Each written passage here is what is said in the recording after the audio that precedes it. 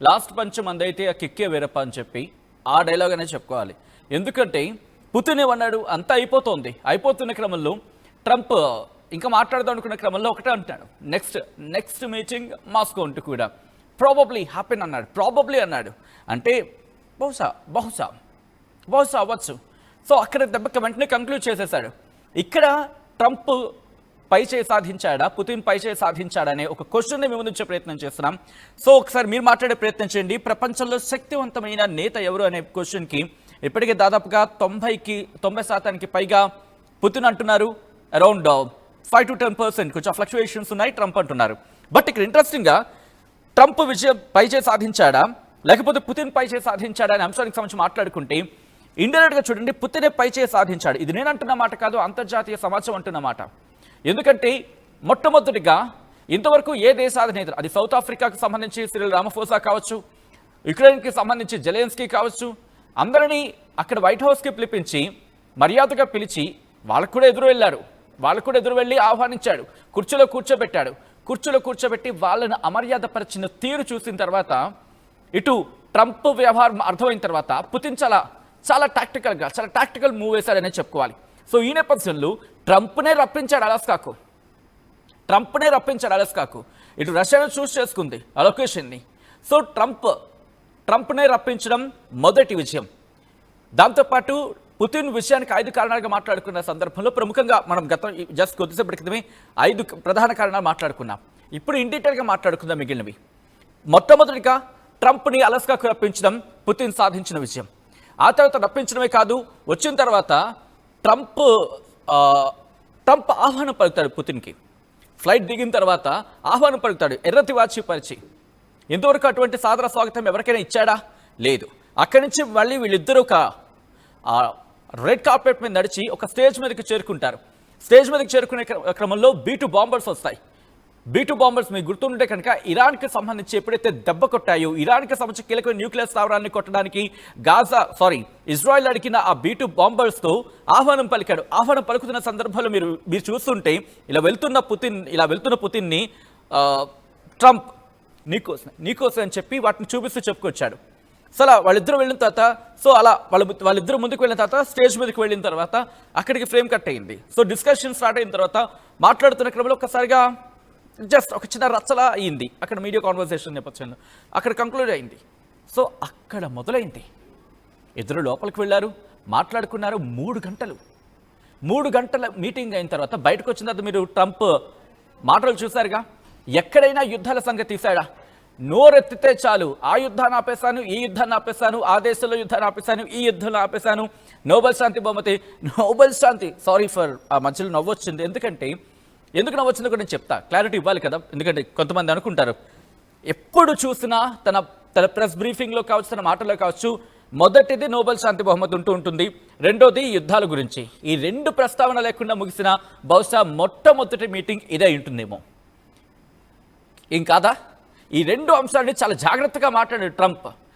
బేసికల్గా ఈ 2 అంశాలు లేకుండా తన ప్రెస్ బ్రీఫింగ్ ఈ మధ్య ఎక్కడ ముగియట్లేదు. కాబట్టి ఇక్కడ పై చేయి సాధించాడు. ఇక్కడ నుంచి కాస్త ముందుకు వెళ్దాం. అమెరికా రాజకీయాల్లో మా పాత్ర కూడా ఉంది, గుర్తుపెట్టుకో అని చెప్పి ఇటు ట్రంప్కే కాదు అమెరికా కూడా హెచ్చరించాడు పుతిన్. ఎలా అంటారా? మీకు ఒక్కసారి ఆ బైట్ని కుదిరితే వినే ప్రయత్నం చేయండి మళ్ళీని, ఎందుకంటే చాలా లెందియెస్ట్ బైట్, 7 నిమిషాలు ఉంది కాబట్టి. ఏమన్నాడు? 2022లో ట్రంప్ కనుక ఉండుంటే ఈరోజు యుక్రెయిన్ రష్యా యుద్ధం జరుగుండేది కాదు. సో ఇక్కడ మీరు చూస్తే కనుక ట్రంప్ను ఇక్కడ 2 రకాలుగా, ఒక పక్క ట్రంప్ను పొగుడుతున్నాడు, రెండోది అమెరికాలో మా భాగస్వామ్యం లేకపోతే అమెరికాలో మా కీలక భాగస్వామ్యం ఉంది అని ఒక చిన్న హింట్ ఇస్తున్నాడు అన్నమాట. బైడెన్కి నేను చెప్పాను, బైడెన్ వినిపించుకోలేదు. అంటే అమెరికా రాజకీయాల్లో రష్యా ప్రాబల్యమో లేకపోతే రష్యా ప్రభావితం చేసే అంశాలు ఉన్నాయి, అది గుర్తుపెట్టుకోండి అనేది ఇండైరెక్ట్గా సిగ్నల్ ఇస్తున్నాడు. సో ఇక్కడ చూడండి, ఒక దేశాధినేత ప్రపంచాధినేతగా ఎదగడానికి ఎటువంటి లక్షణాలు ఉన్నాయో అవన్నీ పుతిన్లో ప్రస్తుతం కనిపిస్తున్నాయి. ఇన్నాళ్ళు అమెరికాకు ఆల్టర్నేటివ్ కాదు, అమెరికాను ఎదిగిపోయే ప్రపంచాధినేతగా ప్రస్తుతం పుతిన్ గురించి మాట్లాడుకుంటున్న సందర్భం అర్థం చేసుకోవచ్చు. ఎందుకంటే ఈరోజు ట్రంప్ అండ్ పుతిన్ ఈ భేటీకి సంబంధించి మాట్లాడుకునే సందర్భంలో ఆ వాల్యూ అంటూ ఉంటారు కదా, వాల్యూ గురించి మాట్లాడుకునే సందర్భంలో పుతిన్ వైపు ఎక్కువ కనిపిస్తోంది. ఎందుకంటే ఎక్కడ ట్రంప్ని హర్ట్ చేయలేదు, అలా అని చెప్పి తన దేశాన్ని ఎక్కడ తక్కువ అంచనా వేయనివ్వలేదు. ఇంకా ఇంట్రెస్టింగ్గా చెప్పాలంటే తన వెనక ఉన్న దేశాలు లేకపోతే తనకు మద్దతుగా ఉన్న దేశాలు మిత్ర దేశాలని ఒక మాట అనలేదు, అననివ్వలేదు. ఇది కదా ఇంపార్టెంట్ మ్యాటర్. ఇంతవరకు ట్రంప్ డబ్బా కొడుతూ కొడుతూ కొడుతూ కొడుతూ డబ్బా పగిలిపోతూ ఉంటే ఆ డబ్బాకి పూర్తిగా ఒక ఏమంటే పెద్ద గమ్మేసేసాడు ఏకంగా. సో నీ డబ్బా చాలు అలా అని చెప్పి మళ్ళీ ట్రంప్ని ఎక్కడ హర్ట్ చేయలేదు. సో చాలా చాలా టాక్టికల్గా వ్యవహరించాడు. సో నెక్స్ట్ టైం ఎక్కడ మీటింగ్ జరగాలో కూడా తానే నిర్ణయించాడు. ఇద్దరు దేశాధినేతలు, అది కూడా ఇద్దరు కూడా ఈ మధ్య సంఘటనలు చూసుకుంటే ఇద్దరు కూడా ఒక శత్రుత్వ వైఖరి కనిపించిన దేశాలు, రెండు కూడా శత్రుత్వ వైఖరి కనిపించిన ఒకప్పుడు మిత్ర దేశాలుగా మాట్లాడుకునే సందర్భం. అలాంటి చోట కూడా నొప్పించక తానొప్పక తప్పించక తిరుగువాడు నేర్పరి సుమతి అంటారు కదా, మన తెలుగులో సామెత ఉంటుంది. నొప్పించక తానొప్పక తప్పించుకు తిరుగువాడు నేర్పరి సుమతి అని చెప్పి బహుశా ఈరోజు పుతిన్ అదే వ్యవహరించినట్టున్నాడు. బహుశా తెలుగు సుమతి శతకాన్ని ఎక్కడో విన్నాడో లేకపోతే ఎక్కడైనా దీన్ని అక్కడ అజిస్ట్ అంటూ ఉంటారు కదా, అజిస్ట్ ఎక్కడైనా తీసుకున్నాడు. ట్రంప్ కూడా కొంచెం వస్తే బాగుండు. మన దగ్గర వేమన శతకాలు ఉన్నాయి, సుమతి శతకాలు ఉన్నాయి, నేర్పిద్దాం, నేర్చుకుంటాడేమో, నేర్చుకుంటే కనీసం కొంచెం మారుతాడేమో మనిషి. సో ఇలా అన్ని పరిణామాలు. దాంతోపాటు గుర్తుపెట్టుకోండి, శాంక్షన్స్కి సంబంధించి ఏమన్నాడు, భారత్ మీద మీటింగ్ తేడా కొడితే ఏమన్నాడు, స్కాట్ బెసెంటే కదా ఆర్థిక శాఖ మంత్రి, ఏమన్నాడు, మీటింగ్ తేడా కొట్టిందనుకోండి భారత్కు సుంకాలు పెరుగుతాయని చెప్పి తిక్క మాటలు మాట్లాడితే తుక్కు రాగొట్టాడు అక్కడ. మీరు నోరు మూసుకొని ఉండండి, మీరు వచ్చిన పని ఏంటి మీరు చూసుకోవాలండి.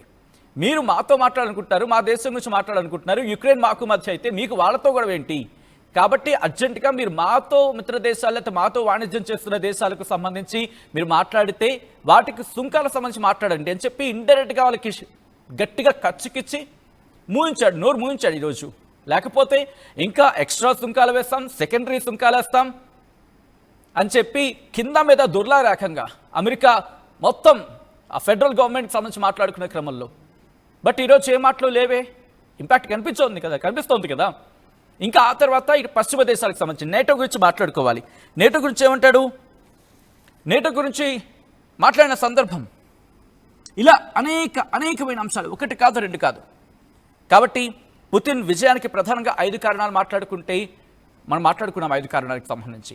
అవి కీలకంగా మారుండొచ్చు కాక, కానీ 3 గంటల పాటు రిమెంబర్ ట్రంప్ లాంటి ఒక తిక్క వ్యక్తిని హ్యాండిల్ చేయడం, అది కూడా కాస్త మిత్రదేశంగా ఉన్నప్పటికీ కూడా ఒకప్పుడు శత్రు వైఖరి అవలంబించిన ఆ వ్యక్తితో 3 గంటల పాటు చర్చ జరపడం, అది కూడా తన స్టాండ్ ఎక్కడ పక్కకి ఒరగకుండా, తన మాట ఎక్కడ గాడి తప్పకుండా, తనకు కావాల్సిందేదో శత్రుదేశం నుంచి ఇప్పుడు శత్రుదేశ వైఖరిగా అవలంబిస్తున్న అమెరికా నుంచి లాక్కోవడం, ఇన్ని చేసి ట్రంప్ని ఒక బ్రోకర్గా, అంటే రష్యాకి యుక్రెయిన్కి మధ్య బ్రోకర్గా, నేను మీడియేటర్ అనొచ్చు కానీ బహుశా ఆ పదానికి ఎందుకు ఈ వ్యక్తి అంత అర్హుడు అనిపించట్లేదు, ఆ బ్రోకరేజ్ చేసే పద్ధతి వ్యక్తిగా మార్చేశాడంతే.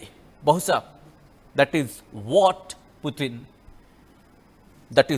పుతిన్. అంతేకాదు తనతో మిత్ర దేశాలుగా ఉన్న దేశాలకి గాయం తగిలితే ఆ గాయాన్ని టైం చూసి మందు రాసి పెట్టాడు చూశారు, అండ్ ఆ గాయపరిచిన వ్యక్తిని ఇంకో గాయం తగలకుండా అడ్డుపడ్డాడు చూశారు. అది పుతిన్ అంటే. బహుశా పుతిన్ గురించి ఎక్కువ మాట్లాడుకోవడం కాదు, ఎక్కువ చేశాడనే చెప్పుకోవాలి. సో ఈ నేపథ్యంలో ఇప్పుడు ఏం జరగబోతుంది అనేది ఆసక్తికరంగా మారింది. అఫ్కోర్స్ నేను ఏదైనా పాయింట్ మిస్ అయి ఉంటే కనుక మీరు మెన్షన్ చేసే ప్రయత్నం చేయండి, కామెంట్ రూపంలో మీరు మాట్లాడే ప్రయత్నం చేయండి. పుతిన్ విజయం సాధించాడా? కొంతమంది అంటున్నారు ట్రంప్ సాధించాడని చెప్పి. వెల్, గుడ్, మీకు అనిపించవచ్చు, తప్పు కాదు. ఒకవేళ ఎందుకు ఇక్కడ ట్రంప్ అండ్ పుతిన్ మధ్యలో ట్రంపే విజయం సాధించాడని మీకు అనిపిస్తే కనుక ఎందుకు ఒకసారి చెప్పే ప్రయత్నం చేయండి.